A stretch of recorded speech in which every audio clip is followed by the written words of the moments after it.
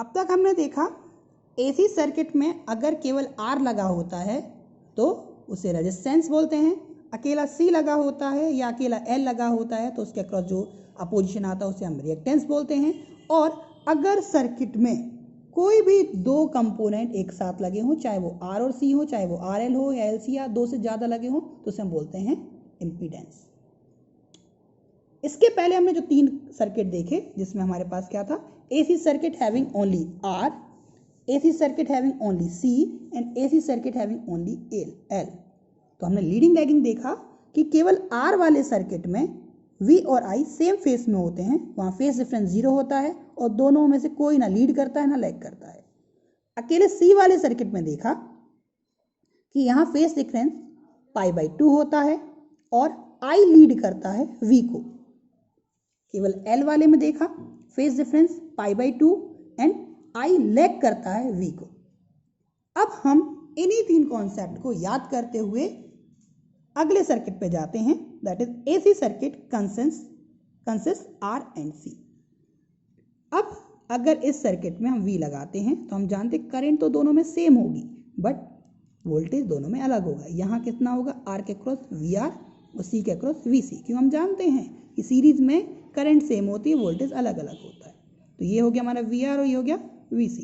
अब हम रेफरेंस किसको लेंगे, I को लेंगे कि हमारे अगर जो फेस डिफरेंस बना रहे हैं I, तो I अगर हमारी रेफरेंस लाइन है यहाँ, ठीक है, तो I यहाँ जा रही है चाहे R के क्रॉस और C के क्रॉस, तो ये बताइए VR कहाँ जाएगा, मतलब R के अक्रॉस जो वोल्टेज होगा वो I के साथ कितने डिग्री एंगल का फेस बनाएगा। तो हम जानते हैं कितने डिग्री का, 0, मतलब कि अगर I इस डायरेक्शन में गया है तो VR भी इसी डायरेक्शन में जाएगा, क्योंकि इन दोनों के बीच एंगल कितना होता है, 0।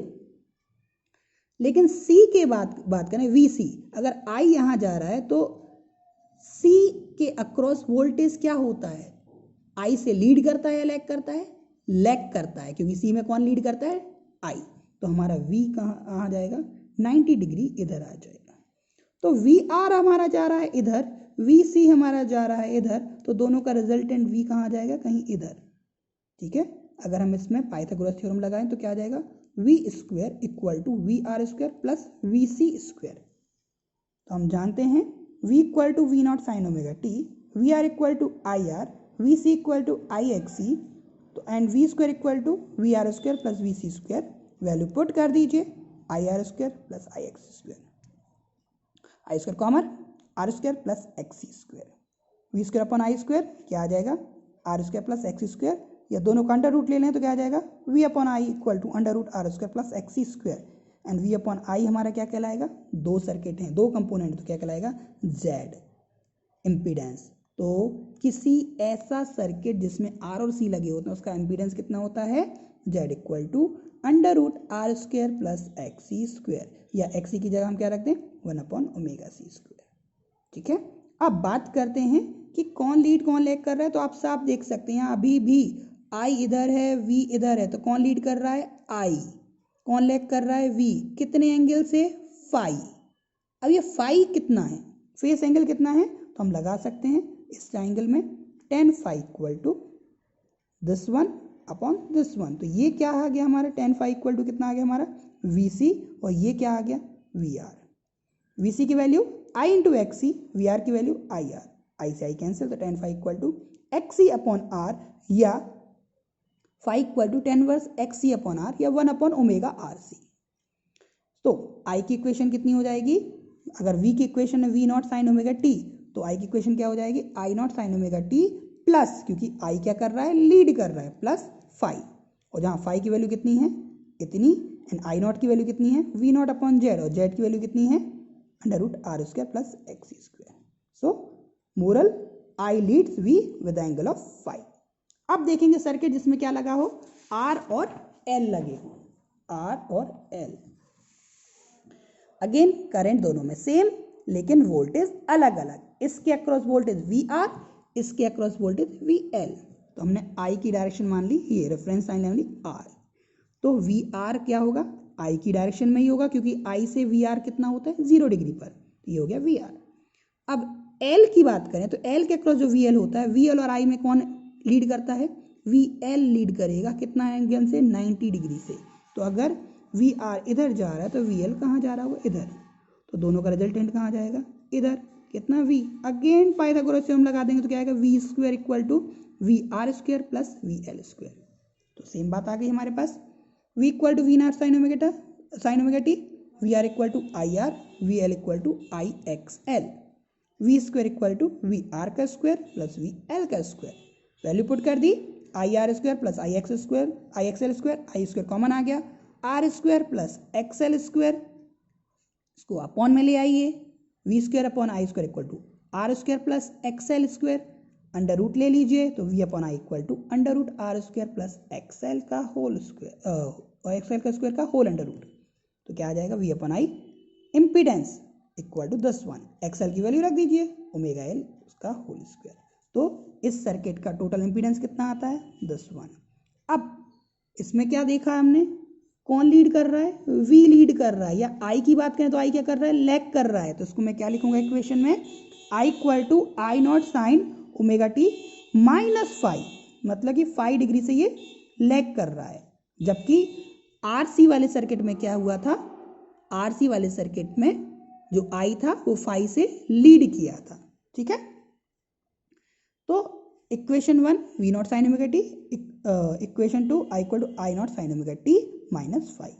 अब अगेन 5 कितना है, फिर से निकालेंगे वैसे ही जैसे हमने पिछले में निकाला।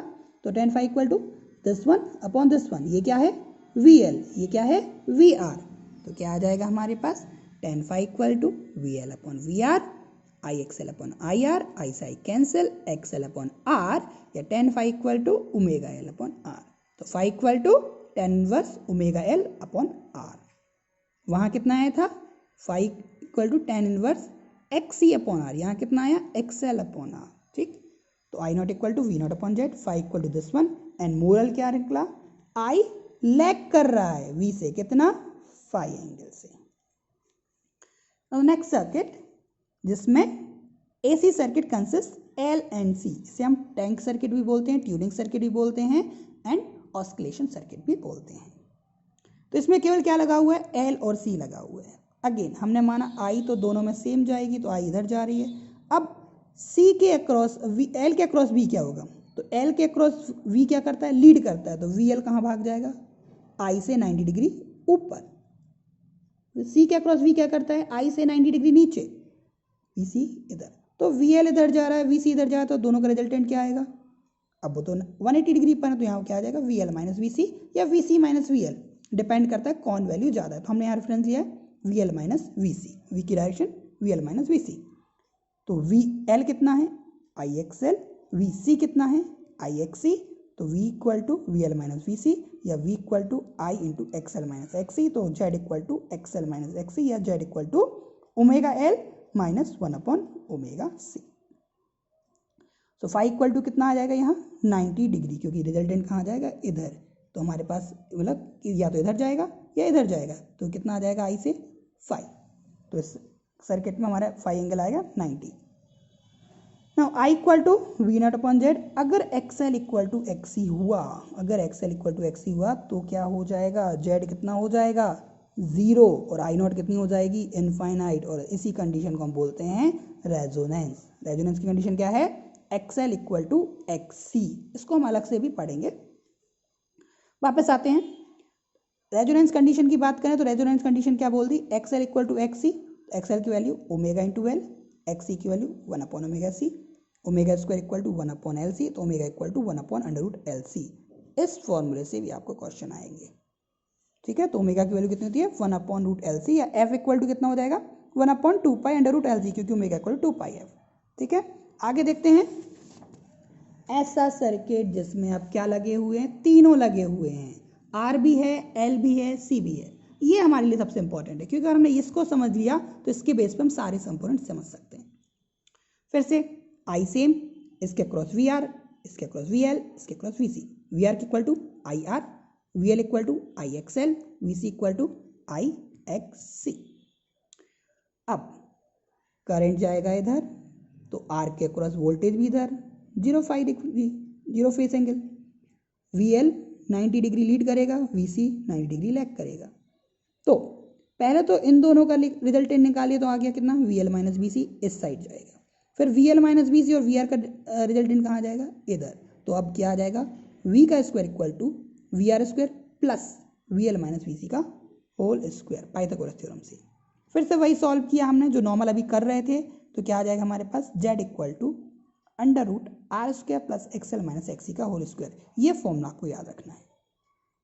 अब अगर इसी फॉर्मूले में देखें, केवल क्या लगा हो, आर लगा हो, तो दोनों क्या हो जाएंगे, जीरो, तो क्या आ जाएगा, जेड इक्वल टू आर।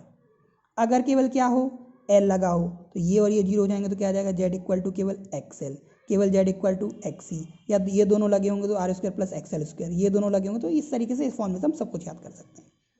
अगर एक्सएल और एक्सी की वैल्यू रख दो तो जेड की वैल्यू ये आ गई। अब फाई कितना आएगा, तो tan phi equal to V L minus V C upon R, वही मेथड ये आ जाएगा, और ये तो V L minus V C upon V R, value put कर दें तो tan inverse omega L minus one upon omega C to R. यहाँ से भी हम सारे एंगल निकाल सकते हैं, तो ओवरऑल आई कितना आ गया, I not sine omega T minus phi, या I naught equal to V not upon Z, सारी वैल्यू पुट कर दी।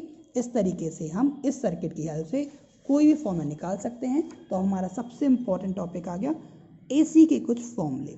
हमारे पास कुछ फॉर्मूले हैं जो हमने पूरे टेबलाइज किए हैं और उनको हम एक बार में सबको स्टडी करते हैं अगले वीडियो में।